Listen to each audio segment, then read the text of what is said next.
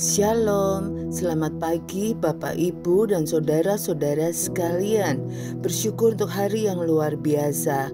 Mari kita berdoa untuk menyiapkan kita mendengarkan firman Tuhan.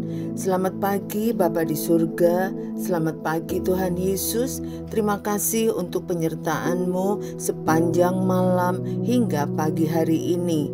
Berikan kami telinga seorang murid untuk mendengarkan renungan firman Tuhan dan berakar dengan kuat di dalam pikiran dan hati kami, dan menjadi pedoman hidup sepanjang hari ini.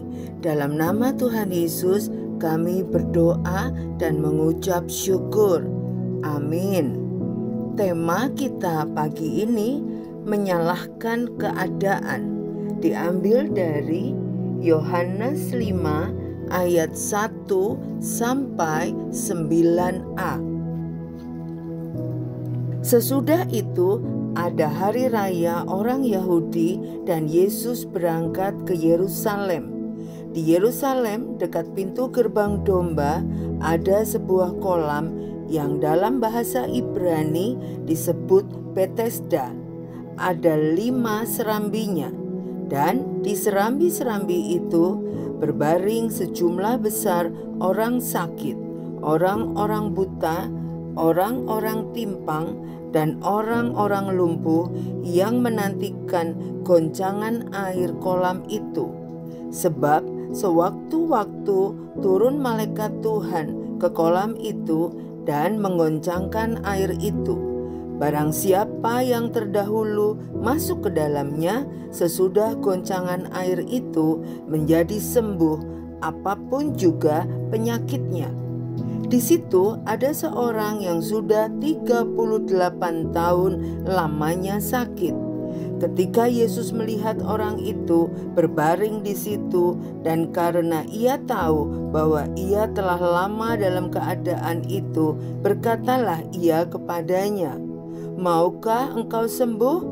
Jawab orang sakit itu kepadanya, "Tuhan, tidak ada orang yang menurunkan aku ke dalam kolam itu apabila airnya mulai goncang.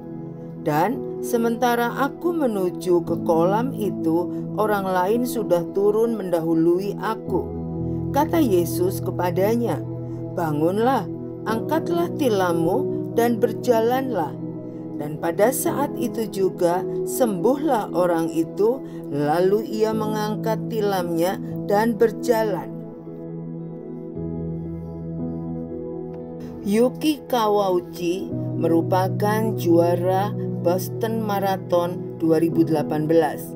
Dalam perlombaan yang menempuh jarak 42.195 km ini, banyak pelari yang bertumbangan karena mengeluhkan cuaca ekstrim yang terjadi saat perlombaan berlangsung. Saat itu cuaca begitu dingin, mencapai 3 derajat Celcius.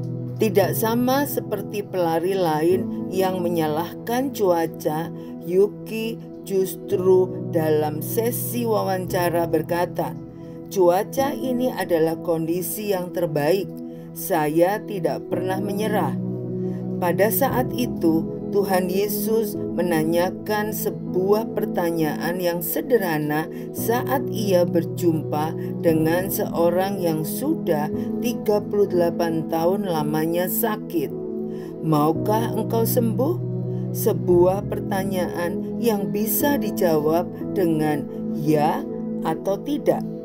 Namun yang menarik adalah orang tersebut justru menjawab, "Tuhan, tidak ada orang yang menurunkan aku ke dalam kolam itu ketika airnya mulai terguncang." Sepertinya ia sedang menyalahkan keadaan, atau mungkin ia sudah putus asa karena pengalaman hidup yang dialaminya mengajarkan bahwa dia hanya bisa menonton, kalah, tak berdaya, dan tak ada seorang pun yang mau peduli kepadanya. Bukankah kita hampir sama seperti orang sakit ini? Saat mendapatkan masalah, apa yang pertama kali kita lakukan? kecenderungan kita adalah menyalahkan orang lain atau keadaan. Jarang sekali kita mengintrospeksi diri kita sendiri. Tuhan Yesus rindu agar kita tidak menyalahkan keadaan atau orang lain. Saat masalah mendera, pastikan untuk mengintrospeksi diri, karena menyalahkan keadaan bukanlah solusi. Mari kita berdoa. Terima kasih Bapa di surga untuk kebenaran firman-Mu pada pagi hari ini. Kami bersyukur Engkau selalu mendidik kami setiap pagi, bahwa kami tidak boleh menyalahkan keadaan atau menyalahkan orang lain. Apapun masalah yang kami hadapi, kami mau mengintrospeksi diri Tuhan. Tuhan Yesus, berikan kami hikmat untuk kami meresponi setiap masalah kami dengan benar dan tepat, sehingga kami semakin hari semakin mengerti rencana Allah dalam hidup kami. Dalam nama Tuhan Yesus kami mengucap syukur dan berdoa. Amin. Tuhan Yesus memberkati.